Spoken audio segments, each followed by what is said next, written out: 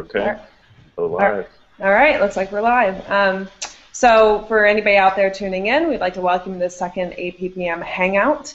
If you take a moment, we'd love to have you share this link on your social media with your followers and colleagues in hopes that they tune in. The Associated Press Photo Managers is an organization of leaders who oversee photography at their publications and institutions.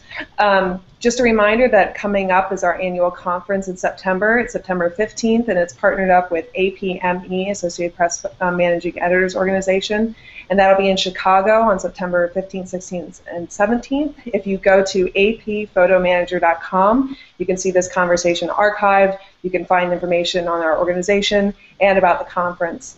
Today we have a great panel gathered, and we really thank you all for sharing your time with us. Before we start the discussion today, we just wanted to take a moment following the losses this past week of Simone Camilli of Associated Press, translator Ali Sheda Abu Afash, and the awful news of photojournalist James Foley. They are true tragedies, and our thoughts go out to their colleagues, their friends, and their family. Today, we wanted to gather this panel to talk about the difficult discussion of the decisions and conversations that go into running graphic and sensitive imagery in publication and for readers. We have a good panel today with a lot of experience to talk about this, both online and print. We have Pat Traylor from Denver Post who will be running the Hangout today. Pat, do you want to let them know how they can ask questions of the panel as they go? Yeah, so I'm actually not seeing the question and answer app coming up here. I think somehow that got lost. But if you just tweet at APPM, I'll be monitoring that, and I'll pose those questions to the group. So as you guys are watching, feel free to ask us any questions via Twitter, just at APPM, and we'll get those answered for you. Great. So that's how you can participate as a viewer while this is going on. Stan Alost of Ohio University will be moderating the conversation today. So thanks so much for your time, Stan. As panelists today, we have Sue Morrow, who's the Assistant Multimedia Director at the Sacramento Bee. We have Jonathan Woods, who's Time Senior Editor for Photo and Interactive. Thanks very much for your time, guys. We have Kenny Irby, who's Senior Faculty at Poynter, and Denis Paquin of the Associated Press, Deputy Director of Photography. So thank you all so much for your time. With that, I will pass off the conversation to you all and Stan, and I'll step out and watch and participate via Twitter. So, thanks again. Thanks, Becky. Good afternoon, folks. When we first talked about having this discussion about disturbing images, put together an amazing group of people that have had to deal with the decision-making involved in whether or not to broadcast or publish images that phrase that I frequently use is that nobody wants to see that. These are the things that most of the readers or viewers never wanted to see. But there's a decision-making process that goes into making that decision. Particularly today, as we are shocked and saddened by the news of James Foley, I thought this was an appropriate time to begin to think about why we might publish these images.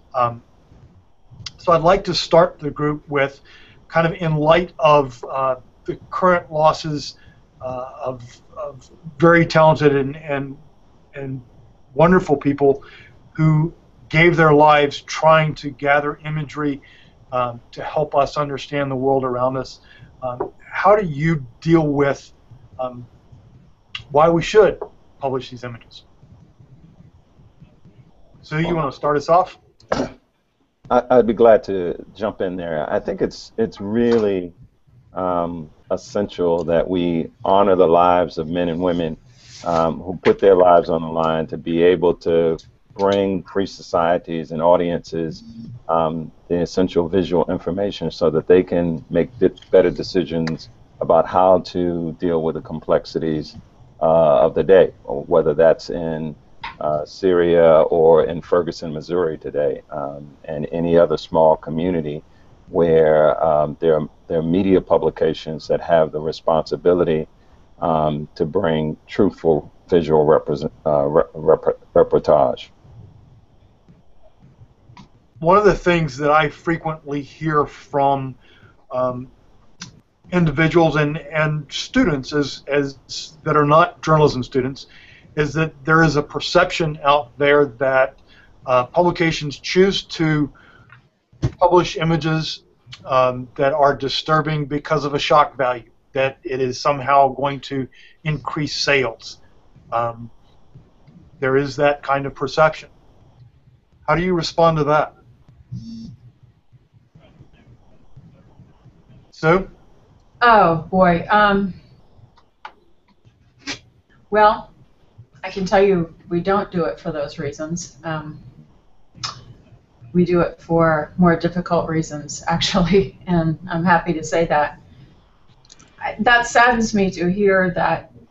And Stan, did you say like a younger generation? You're hearing this from students? Yes.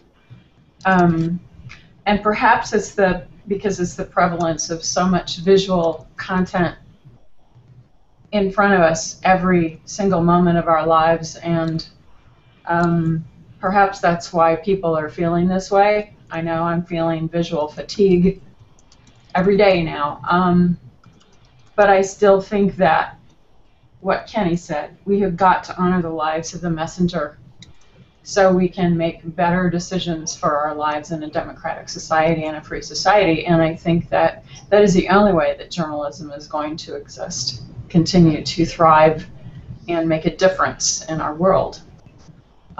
So no, selling papers is never, ever, or selling something online never, ever comes into our conversations where I've worked. I'd like to follow up on that just ever so briefly, just to say I think that the established, national and mainstream publications are typically the ones to step back from we have to get this out right now, and there is a large percentage of media, maybe not mainstream, but there is a large percentage of media yesterday that was very quick to publish excerpts or screen grabs from the James Foley video. And just speaking about internally here at Time, the reaction was, we all had a similar reaction. It was just gut-wrenching. It's like, oh no, they published it. Like, why did that have to happen so soon? Why can't we just step back from this and have a conversation? And then while that was happening and we were seeing it go everywhere online, we were stepping back from it and saying, okay, what is the most responsible way to do this? And then we're having the conversation that we're having now. It's pretty much how we proceeded last night. I mean, we are the disseminators to a certain degree, so we have to be extremely careful how we're going to basically deliver the message. And the last thing we wanted to do was to deliver a militant's message. So, but we still have to tell a story. We still have to report the news. And so the decision process last night, which involved a lot of senior editorial people, was to basically not run the video, because throughout the video was the message from the militants. In fact, the one photo we grabbed from that one, and again, staying away from anything that would be disturbing, anything that would have shock value, but you still had to report it, was even crop out the Arabic at the bottom of the photo, which again was the militants' message. So that was one of the things that we discussed that we wanted to avoid amongst the other sensitivities of running that photo. So what was involved in the decision to crop out? You're choosing to remove information. How do you come about that? Well, it was basically based on the same decision that we made not to run the video, which, if you listen to the militants speak, we're not there to basically promote their propaganda. We're there to tell a story. And if you ran the video, if you ran the language behind it, then we would have just been disseminating, the militants' propaganda. It's not what we do. We tell the story of what is going on, not promote other people's message. And that's where the complexity comes in, Stan, because I don't absolutely agree. I mean, I think a part of the challenge is that as conveyors of information, as reporters, we're a conduit for an audience. And so that context and how we present those stories, whether we crop, the issue of cropping has always been an aspect of photography. Different lens choices, different focal lengths allow you to crop. And so photography is not an absolute, it is not the truth, it's a reflection of the truth. And so these are the complex decisions that media organizations, beginning with the individuals who are in the field, make these decisions that have impact on an audience and on an organization about what the alternatives are. There are a whole range of alternatives, as Jonathan alluded to, and how media organizations present this visual information and how consumers process it.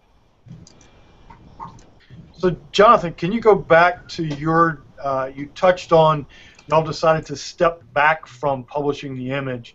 Can you talk to me about how that came to be? Well, yeah, so, you know, just to give sort of a tick-tock of how things played out, you know, we saw the, one of our homepage editors was the first person to find the video.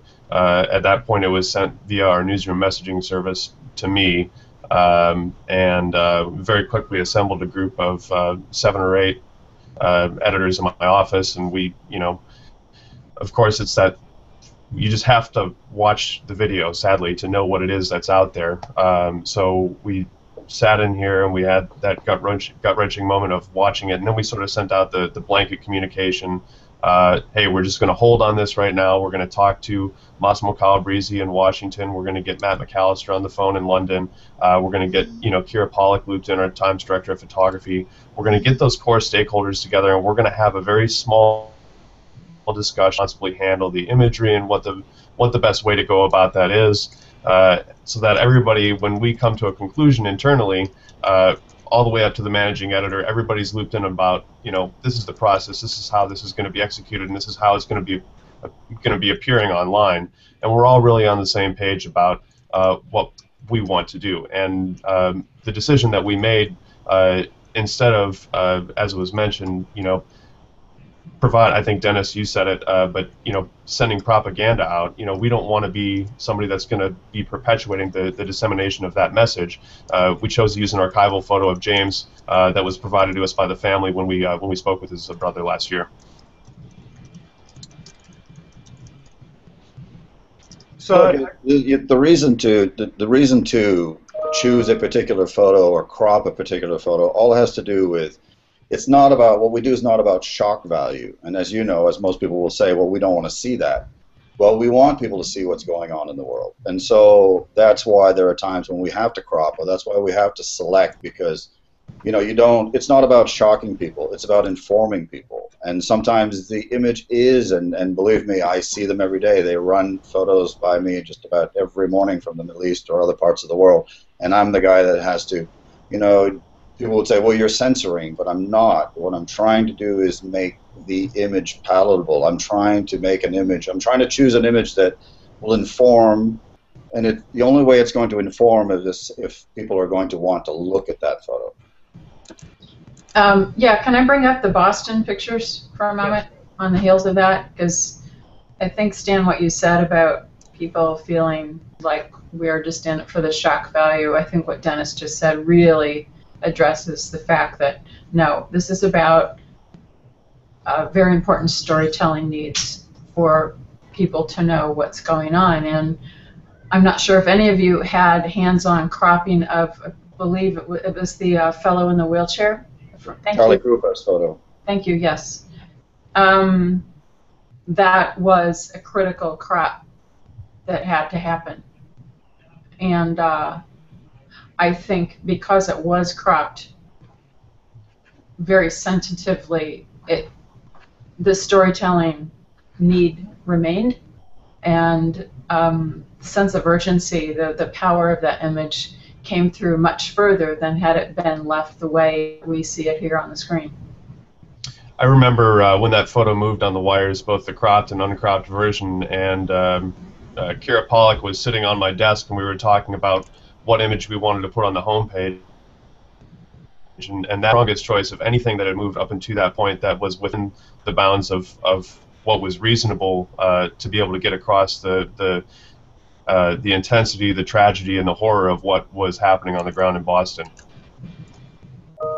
And I would add that is the reason why we're having these kinds of conversations and that they're so valuable, because editing or cropping is an editing step, and it is a subjective step. I mean, when we look at the Boston photo that that's currently under conversation, it is that there were many variations on that crop with how publications use that. And when we talk about the audience, I would say we need to be careful about understanding who our or your respective organization's audiences are, because the audience now varies. There's not this monolithic audience. There are people in parts of the world who are very accustomed to seeing what we in the United States might define as graphic when they're dealing with bombings and explosions and terrorist attacks every day.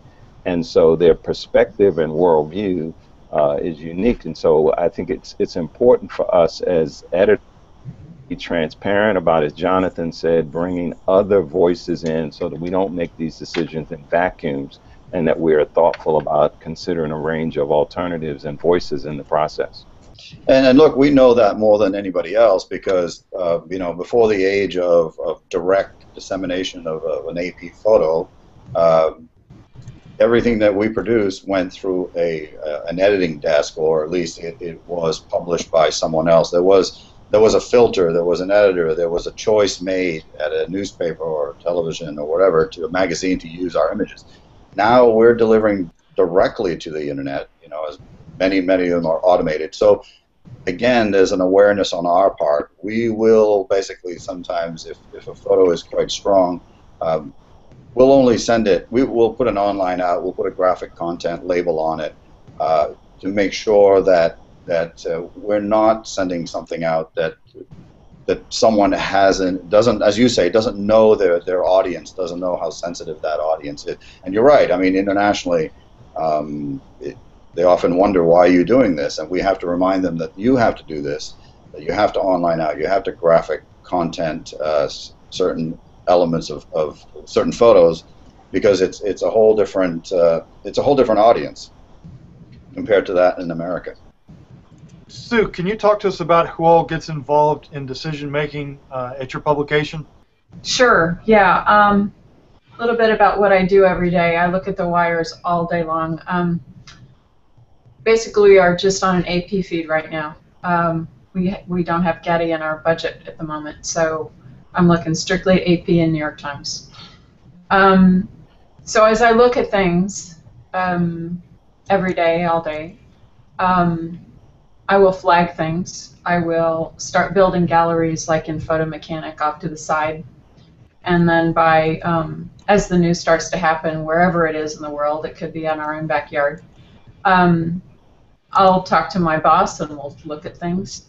We'll discuss what we put online right away and what we'll hold back for more information gathering. A lot of times if it's local, we just need to know, more information about sensitive images. But in the case of Gaza, for example, I had a collection of images, say, by 3 o'clock in the afternoon, and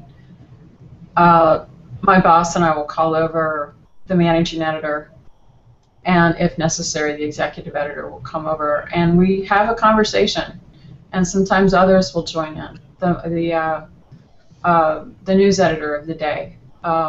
Maybe it's even a copy editor who's going to be handling a sensitive caption later on. So in some of these cases, we will have 6 people gathered around my two monitor desk and looking at these images together.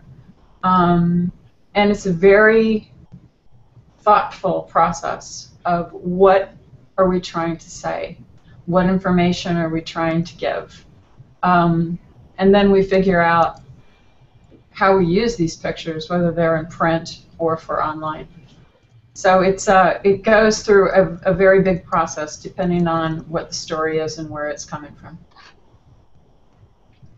Which leads me kind of to the next thought of, Dennis alluded to putting out a disclaimer, a warning for graphic content.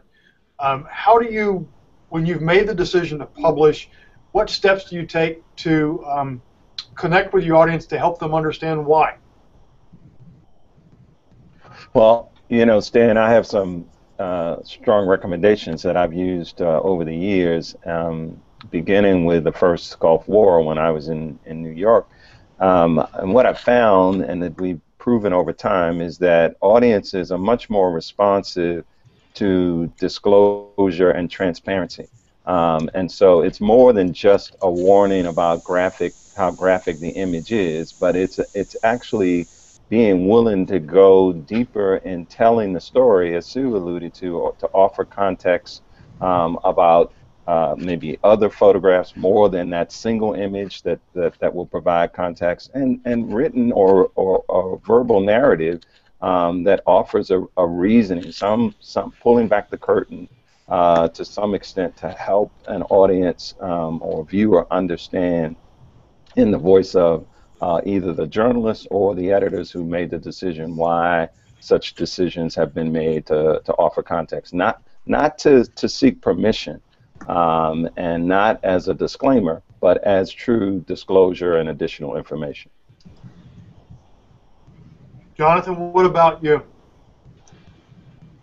Sorry, I had a couple of fires pop up here, but I mean, as long as we're still on the topic of how we're going to process advertising graphic images via graphic warning, correct? Or how do you address when you know that you're going to publish an image that's likely to disturb? Are there steps that you take to connect with your audience?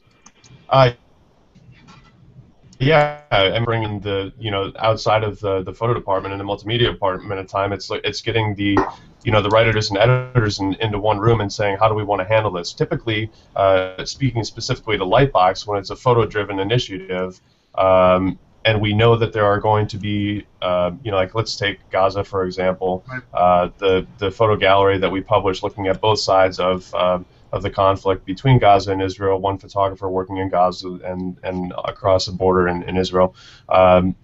What we did is, I believe it was the second slide. The first slide that you see in the gallery is a compelling photo that is not graphic, but and that's just meant to engage somebody to say, hey, like this is a gallery that is about great photography. The second thing that you see is that visual warning slide that says you're about to see content that's sensitive in nature. And then if they choose to proceed past that, it gives them an opportunity to see something and get a taste for what they're getting into without having to overwhelm them, hit them over the head with something that they're not prepared for, turn them off of not only the story but come to want to discourage. I mean, we want to be able to convey both through the headline, the captions, and the supporting text, that we're going to be approaching things in a way that will convey a greater understanding and leave them with a feeling of more understanding and education about why these issues, why these photos, why these topics are important for them to pay attention to.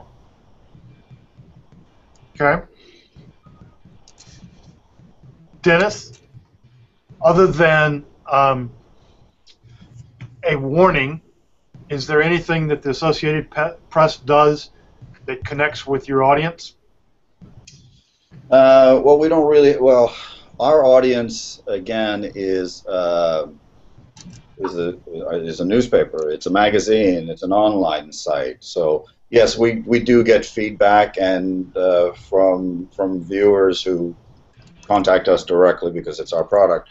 And what we try to do then, with just about every email or whatever, every query, is we try to explain why that photo, why that story, our approach,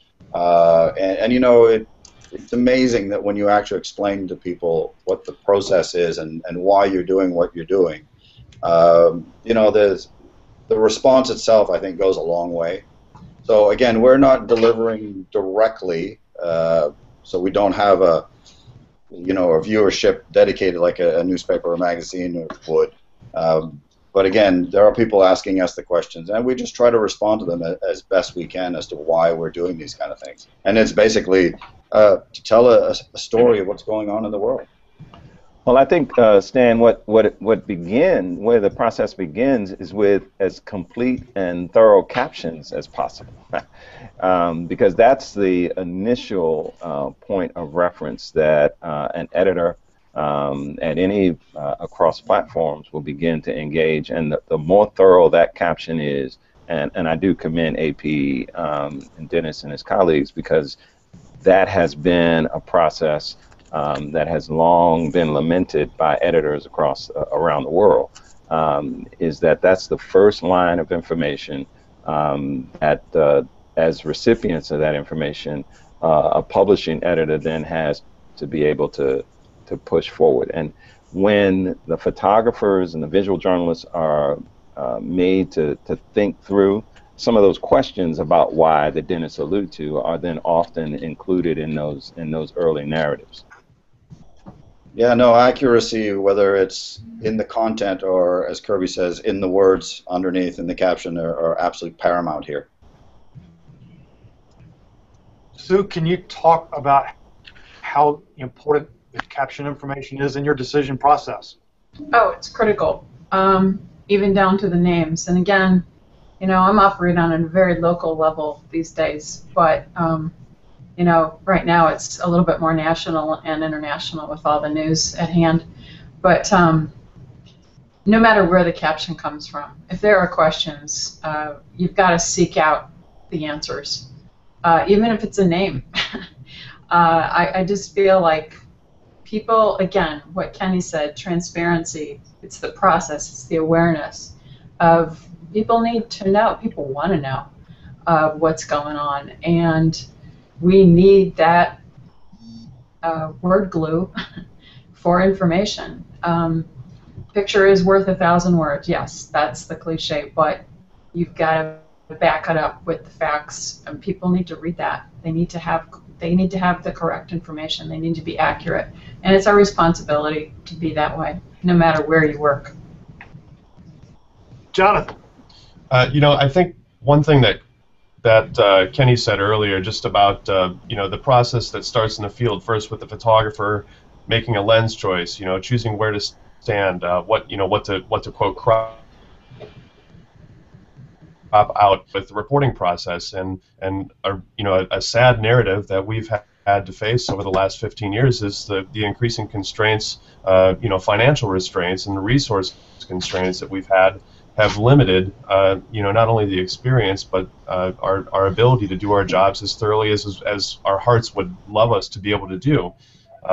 So at the end of the day, it only increases the importance of the role of the photo editor and the editor to do the extra due diligence to ensure that through every step of the process that, you know, that we've done our homework, from the photographer to the person that's, you know, pushing the photo out at AP, to the person selecting that photo, to the person putting it on the page, whether it's a web page or a printed page, and then finally pushing that publish button, just being 100% certain that, you know, our ducks are in a row.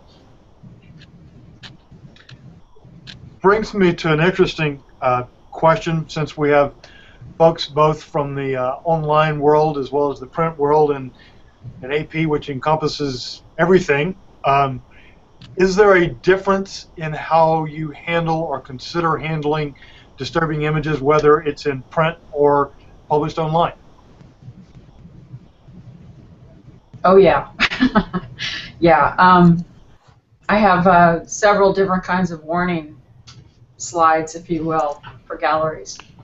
And change the wording, no matter, you know, depending on what it is, we'll change the wording of what that might say. It may say warning graphic images. We take a lead from, you know, the wires, like what AP does when that happens. And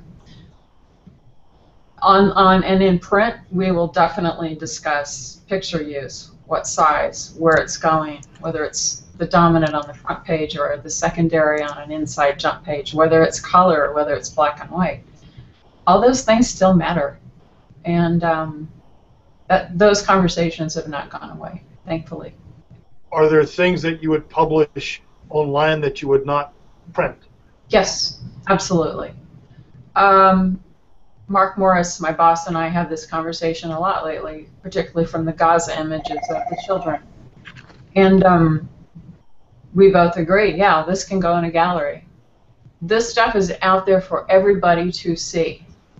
It doesn't mean we're not going to be, editors about this, but we will publish a very good gallery. We won't put everything out there. We have a standard that the Sacramento Bee stands by, and I think that good editing process is critical to maintain our valuable reputation. So yes, a gallery will be edited much different than print. Did I answer your question? Yes, thank you. Kenny, do you have a thought on the difference between online versus print? Yeah, and I've evolved on that as publications have become so much more diversified, and because they understand their audiences. And my real thinking is that it's a different platform that is not limited to some of the space limitations that have historically restricted print publications. So you can now offer a gallery. You can now add audio, narration that is, as Brian Storm would say, the written caption on steroids. So there are these new opportunities that you have on the web, and there's a different engagement experience. But what I think needs to be consistent is the decision-making process, the kind of rigor and thoughtfulness about maximizing truth-telling and minimizing harm, while being conscious of your audience and what your intent and intentions are. I'd like to kind of step away from that for a moment and think about, at least for some of our audience, all of you have spent a lot of time looking at some very disturbing images, and Denis alluded to the numbers that are well beyond what most audience sees. Do you find yourself more hardened looking at disturbing images, or do you find yourself more disturbed, more hurt? Do you find it harder to look at disturbing images now than when you first started? Addressing me, well, I've seen a lot. I was a photographer for 20 years, and I covered a fair amount of conflict. I've covered a fair amount of death and misery. And so I don't think I've ever been desensitized. I'm a person. I guess I've walked away from doing my job and had a good cry on the side of the road or wherever. I still feel the same way now. Like I said, a lot of these extremely gruesome images come my way, and I have a job to do, and like everybody will say that comes first to a certain degree. But nothing. Maybe I'm more sensitive now, in fact, because for some strange reason, back in the day when we were shooting, we were trying to. We knew that shock value, as it was today, was a new, more sensitive factor, and so you approach subjects differently. You knew you had to shoot it so that the image would get used in a newspaper. Nowadays, with the dissemination of a photo every second, there are a lot more images coming our way.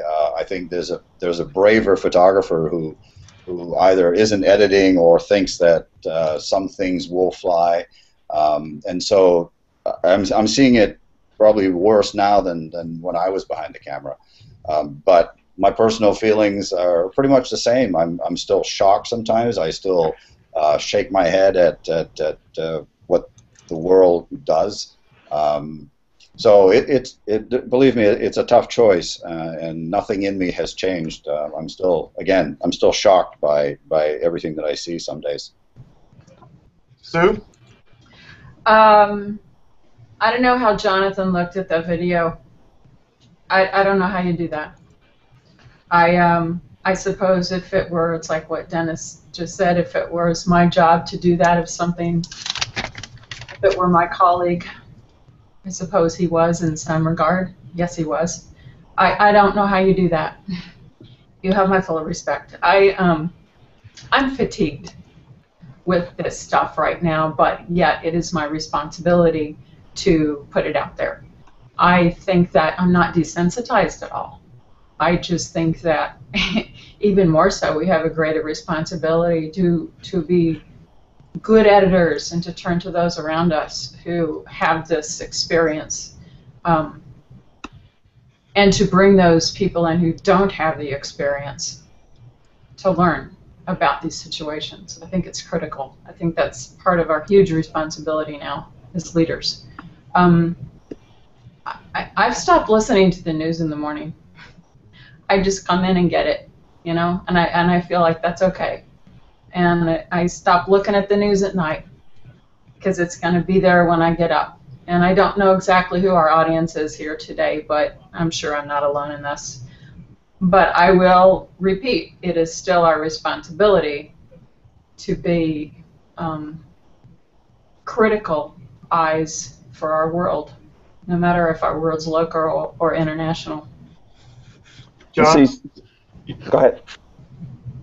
Yeah, I mean, in terms of how I grapple with it, I think I come to the table with a unique, you know, I had 3 years as a firefighter in college where I was really exposed to a lot of intensely graphic things and experiences that I think, you know, sort of built up a little bit of a callous and a resistance to it, and you know, previous experience in the Marine Corps that sort of teaches you to turn off your brain and that connection between your brain and your heart.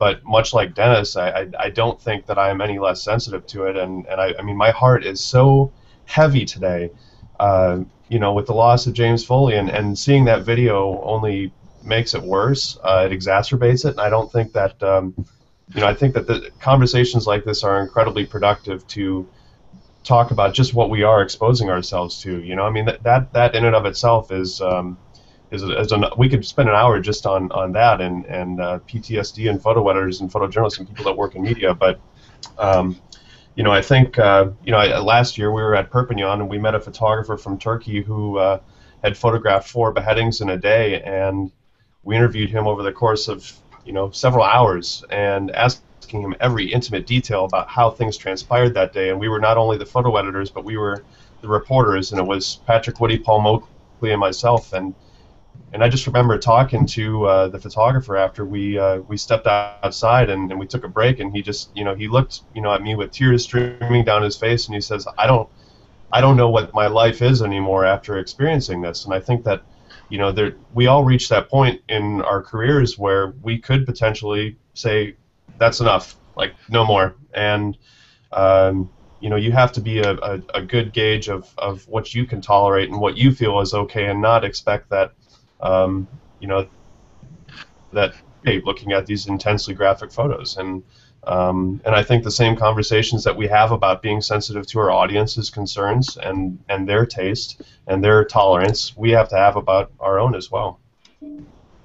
Now, I have to jump in and say this is probably the most impacting moment in this conversation, because in the beginning, when Sue started out talking about fatigue, it's not just about volume and number of images. It's about the content as much as it is about the numbers of images. And so each of these individuals, my colleagues and friends, are talking about a very greatly neglected reality in terms of the PTSD and emotional trauma, that whether we acknowledge it or not, we are reperpetrating on individuals, and need to understand the counseling, the need for emotional counseling and relief in this process. You know, I've had this conversation with folks in St. Louis just in the last couple of days, talking to Lyndon Steele, about what they're seeing over and over. And I think while the industry has become more sensitive to what the frontline journalists are going through, but all of these editors on this conversation, they're staying fixated on thousands of images from multiple photographers. And so the cumulative impact is something that we need to be sensitive to and thoughtful about. So to follow up on that, we're getting some questions in from some of our viewers. So someone's asking, how do you guys, you know, given all of that, decompress when you get home? You know, what do you do how do you go from such intense editing to going to edit something else or going home and being with friends and family? How do you guys handle it? Get on my scooter and then get on my bicycle and then go to a yoga class. Not all necessarily in that order. And be around good friends. Jonathan? Friday night yoga. Every Friday after work, 6:30 to 9 p.m. Bikram, 27th Street. Come join. Well, I think one of the things it's always done for me is it's made me extremely grateful for what I have, basically.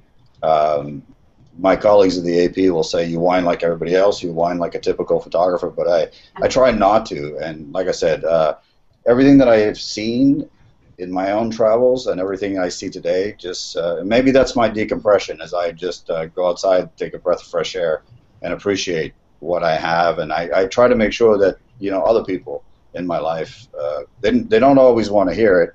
It's easy now, just show them a photo and say, well, this is what it's like out there.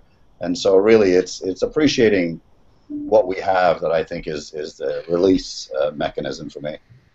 Okay. Well, I'm all about gardening. That's my relief. Basketball is my relief.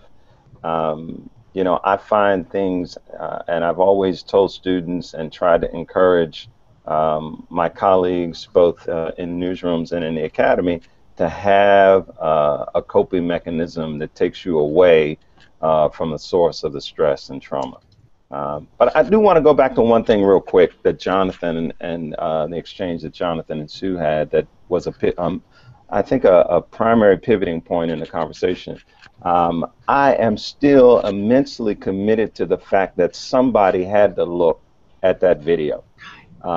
There are editors, and I think that there are times, and I've been taken to task by citizens, to go back to Denis's comment on censoring the content.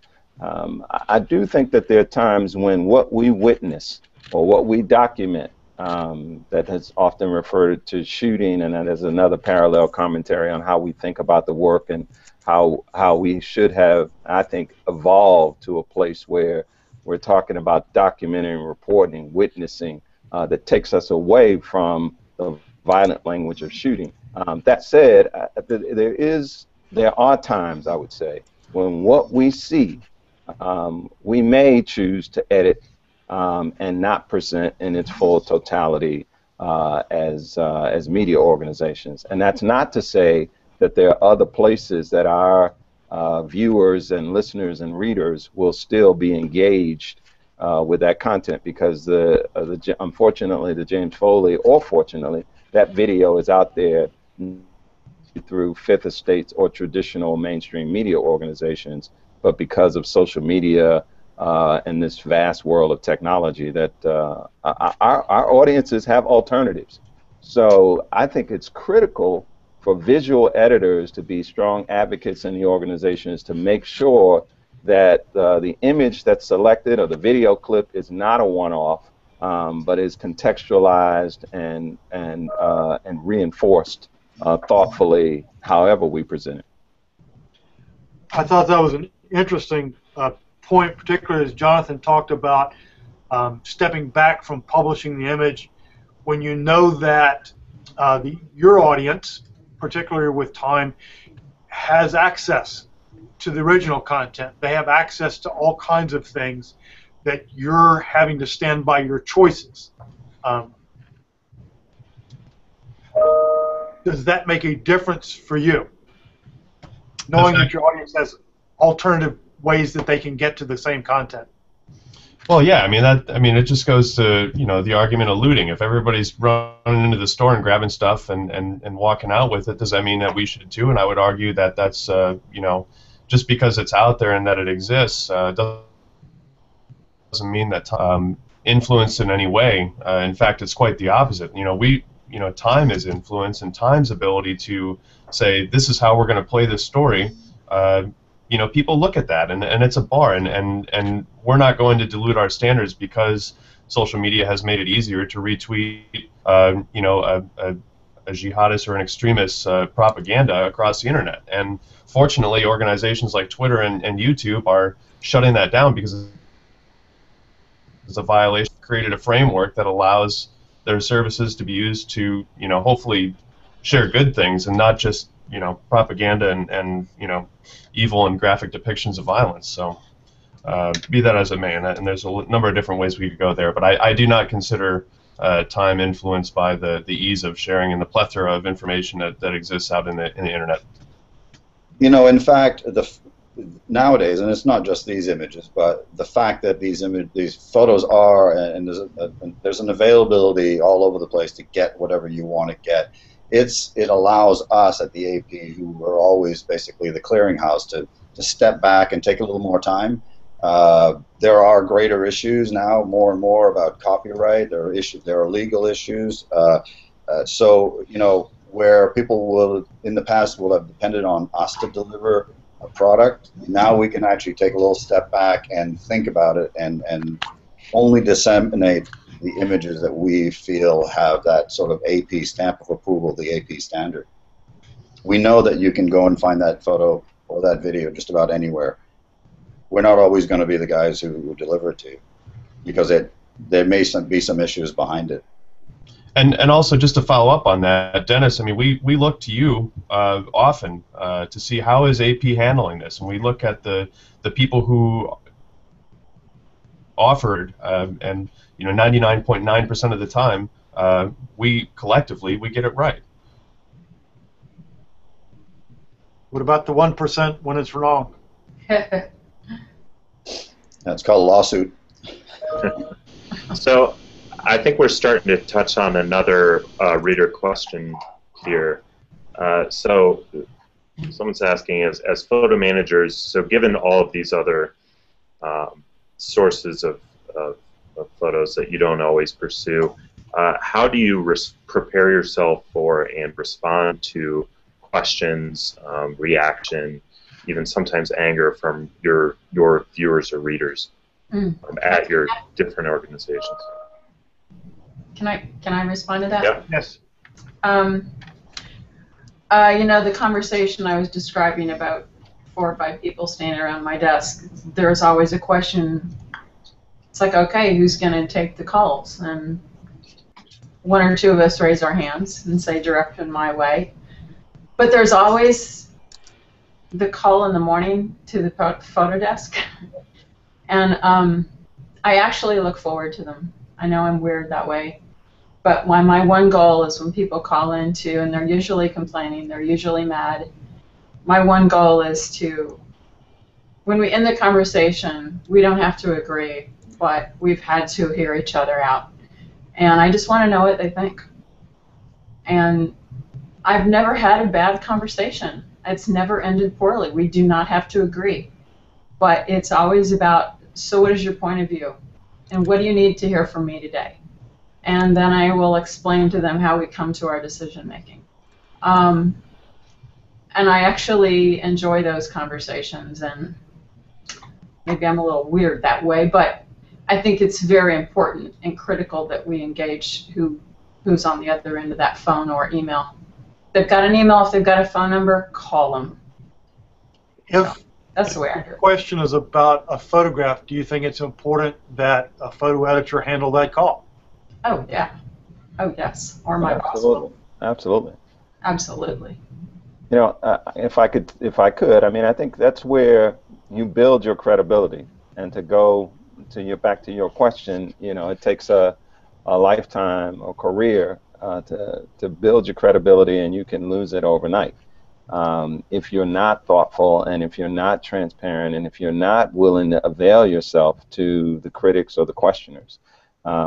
This whole narrative thread that we're on right now is about, yes, people have an infinite number of possibilities, and yet they come back to AP, they come back to the Times, they come back to the Bee for a reason that I think we need to understand, that they come back because there's a trust, and then there's a relationship that's developed.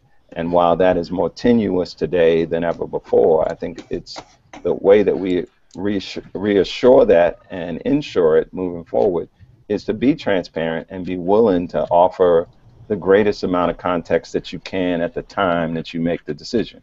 And I'm deliberate about that because the cycle now is, you know, every 7 to 10 seconds that another picture is going up on the web, and people understand that. And if they don't understand it yet, then that's where editors can do, I think, hugely beneficial work by engaging their audience and answering the questions. I remember in my days in New York when people we'd be in news meetings and my writing editing colleagues would say, oh, we can't use that, we can't do that. And I'd say, why not? And they said, because people are going to call. And I'd say, okay, direct them to me. Let's run the picture and I'll have the conversations. And that was hugely beneficial. And like Sue said, you know, people just wanted to have their voice heard. They wanted insight that we didn't put in the newspaper, that we learned that moving forward, we probably should be more transparent and offer some perspective on how we arrived at such decisions.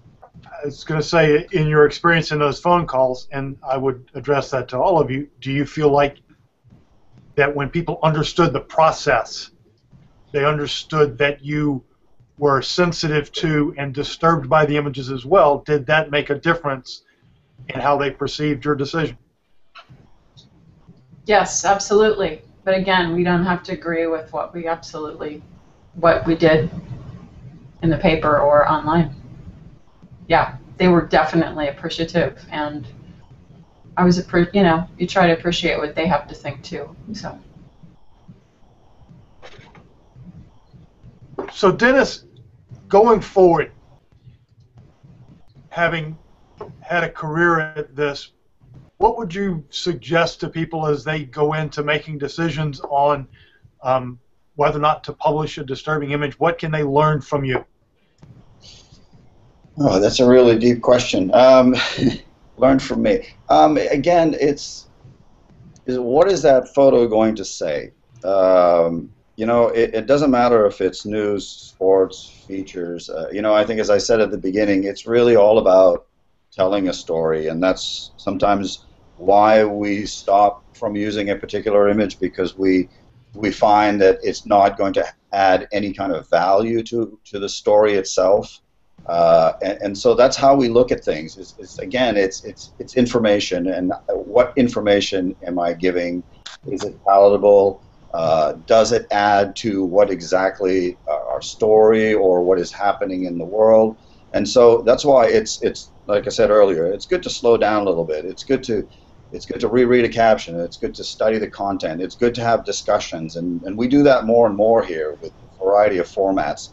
You know, so it's not just one person's opinion or one person's view of things. It's basically, it's really, how is this going to add to what we're trying to do? And what we're trying to do is basically inform people, because again, everything we do has value not just for today but for tomorrow. I mean, I tell people this all the time, is what we're doing is recording history. And that's why the accuracy and integrity of it all is vitally important, because we want to get history right. And so I think that's my message. It's not just for the moment, it's for the future. Jonathan? Sorry, guys, I've had a couple of things I'm dealing with here. Can you ask me the question again? That's perfectly okay. I think that's a wonderful insight into the world of a photo editor. There's always something blowing up or problems cropping up. What could you pass along to folks about, from your experience about making these decisions? What would you want them to learn from this? I think if anything, I've kind of worked on both extremes of, both at msnbc.com, where we got things out very, very quickly, and then also working at Time, where, while the digital metabolism for the website is steadily increasing, we still take that time to step back, and I think that that's offered me a lot of valuable lessons in both in working with one of my favorite mentors, who is not a photo editor, Howard Chua-Ioan, who is our news director. He worked at Time for 29 years, almost 30 years here.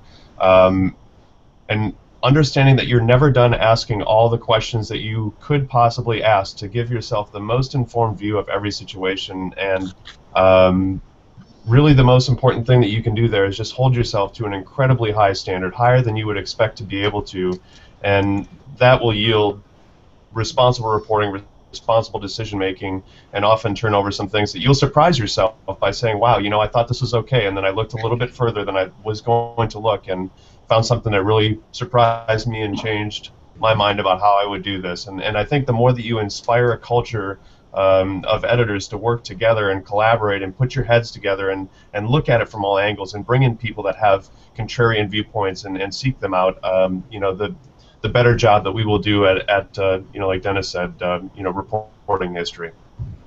Sue? Wow. What they said. I'm going to say this. Have the courage to do a few things. Have the courage to listen to others with varying points of view and experiences. Have the courage to say no. And have the courage just to do it when you know it's right. When you have to have that gut check level of saying, yeah, we have to do this, and I have to be articulate in explaining to people why we have done what we're going to do, or what we did. So that would be it for me. Can you bring us home? I think we have to remember that these values that we've discussed over the course of this hour, and this kind of thought process and commitment to excellence is what will distinguish professional journalism from the Fifth Estate and, you know, the million journalists with droids and iPhones that people want to turn to as the new storytellers of the future. Yes, some of those folks will contribute meaningfully, but at the end of the day, the kind of heart and passion and drive that the editors that I've had the privilege of discussing this difficult issue today is what distinguishes us, to help the democracy and free societies understand the world around them through authentic witnessing and thoughtful editing. I would like to thank this group. As an audience, ladies and gentlemen, you will not find a more distinguished, thoughtful group of folks that I hope you recognize really care about what they're doing, that this is not a flippant thing. We could talk for hours and hours about individual images and the decisions and why not, but I think deeper than that, it's seeing and feeling the difficulty and the thought and the caring and the journalism that goes into the decision-making process by this group of people, and we really appreciate your time and effort. Thank you. Thank you very much. Thank you all. Back to you, Patrick. Thank you, guys. Thanks a lot for showing up, and we'll see you next time. Bye-bye. Bye now. Bye-bye.